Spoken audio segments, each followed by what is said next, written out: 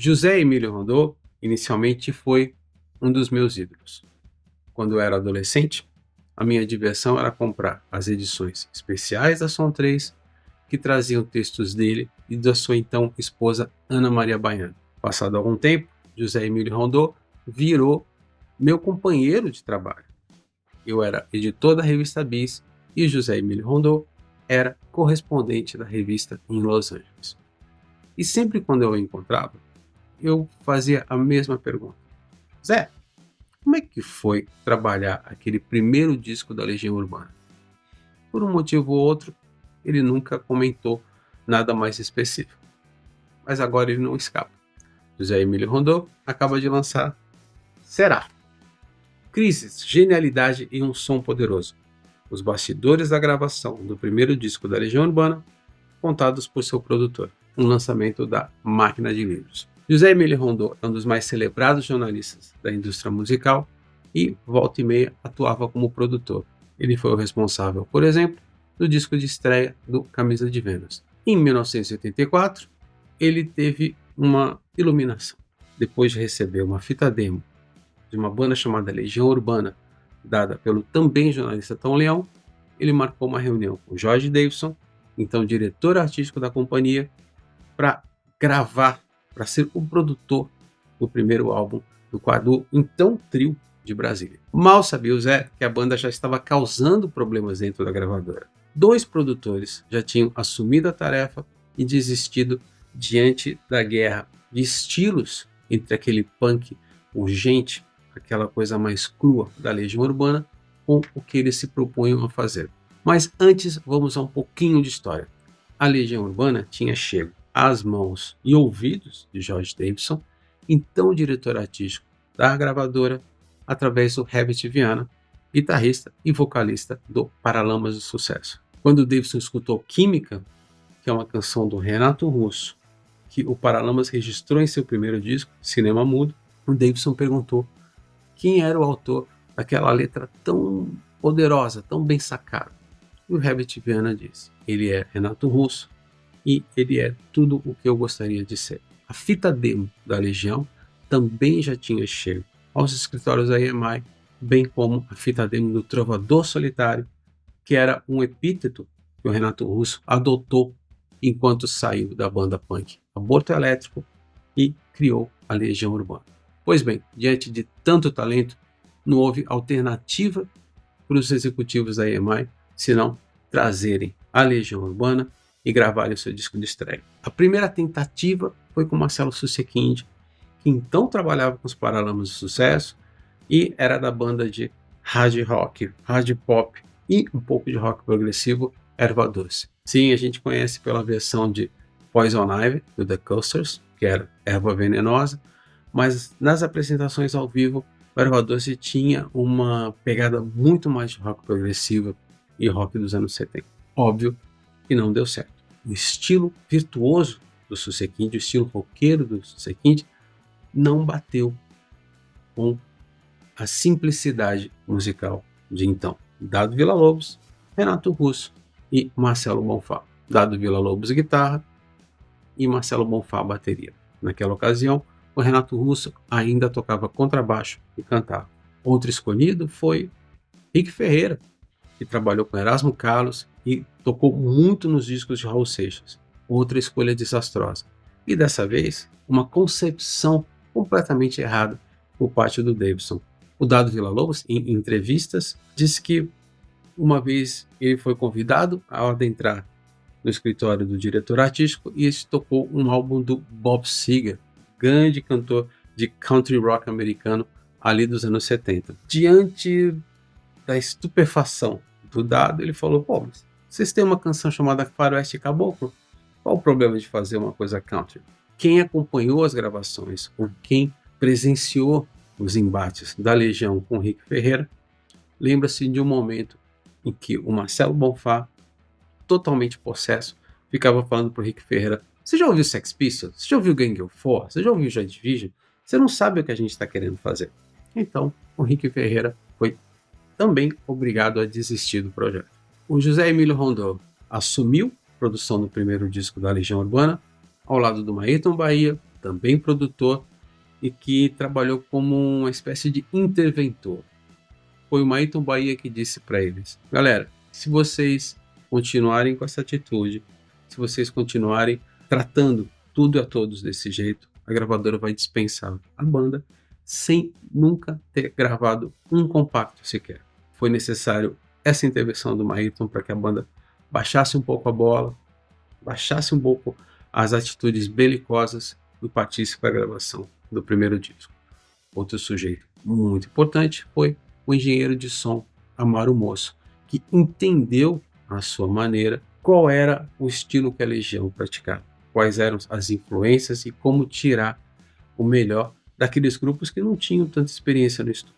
Legião Urbana, o disco, foi gravado pouco depois do feriado de Corpus Christi, ali por junho de 1984, mas os embates continuaram. Zé, apesar de muita boa vontade e apesar do bom contato com os integrantes do grupo, também encontrou dificuldades em colocar, nem impor. Zé não é uma pessoa de impor, é de colocar as suas ideias. No livro, ele cita particularmente uma passagem em que, em alta madrugada, eles, cansados de tentar tocar Ainda é Cedo, o Zé chega para o Marcelo Bonfá e fala: não dá tanta virada, toca de uma maneira mais reta. O Marcelo Bonfá simplesmente diz: eu toco bem quando eu quero. O Zé simplesmente saiu da sala de gravação e foi embora para nunca mais voltar.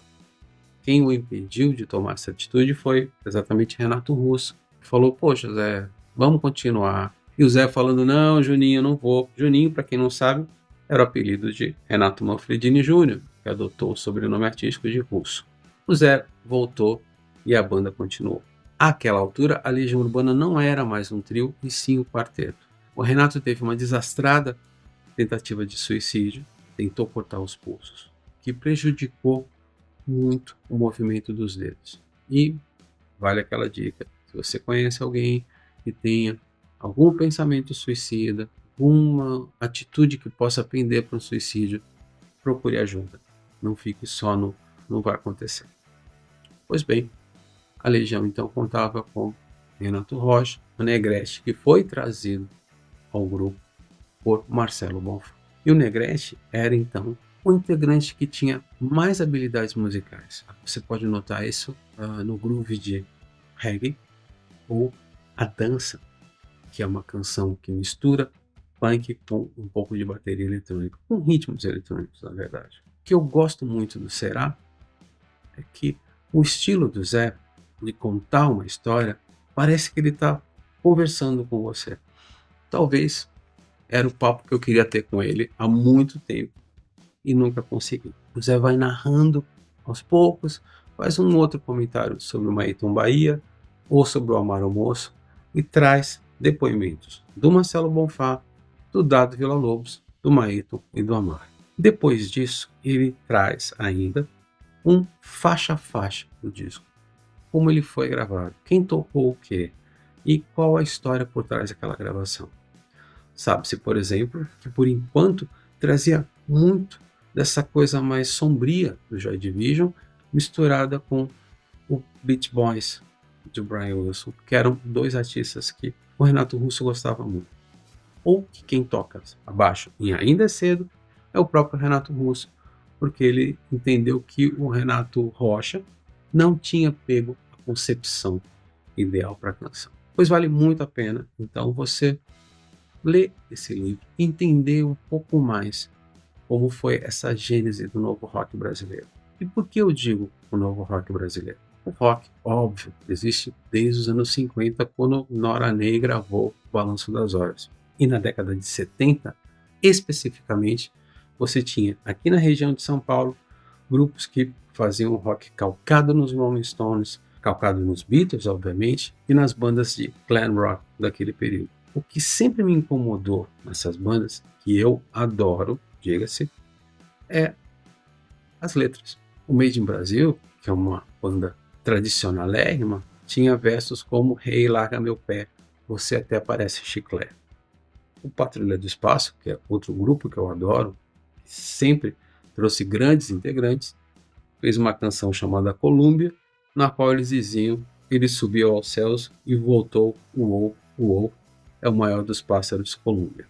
Que Renato Russo e companhia trouxeram para o rock brasileiro foi não só essa pegada que estava sendo feita na Inglaterra e nos Estados Unidos na década de 70, ou seja, o punk rock, e ali eram todos filhos de diplomatas ou executivos de banco e tinham acesso a esses produtos muito antes do que qualquer pessoa, mas também a questão do texto, a importância do texto, que é algo que o Paulo Ricardo também falou comigo, que era um tempo em que eles liam Caio Fernando de Abreu, ou liam autores internacionais da sua geração, liam grandes críticas de disco. Então eles tinham consciência da importância de ter uma boa letra.